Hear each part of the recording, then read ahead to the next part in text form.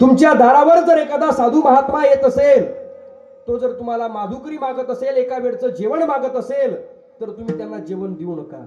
नाही दिलं, नाही माधुकरी वाढली तरी ते तुम्हाला काहीही उलटून बोलणार नाही. जात असताना मात्र तुमच्या संसाराला जात असताना आशीर्वादच देऊन जाणार. पण तुम्ही जर त्यांची विटंबना केली, साधू संत महात्मे सहन करणार, पण भगवान पंढरीश परमात्म्याला ते सहन होणार नाही. परिणाम जो शिवबा कासाराच्या पत्नीचा झाला तोही तुमचा आमचा होईल. लक्षात ठेवा. हा देश जर व्यवस्थित चालत असेल तर याची दोन कारणं आहेत.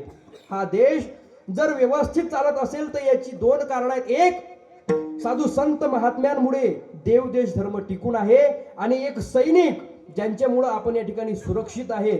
या काही मोजक्या माणसांमुळे हा देव देश धर्म टिकून आहे. आणि तिसरा वर्ग असा आहे, आमचा शेतकरी वर्ग, जगाचा पोशिंदा आहे, जगाला तो पोचतो, म्हणून हे देव देश धर्म या ठिकाणी जगत आहेत आणि जिवंत आहेत. विठ्ठल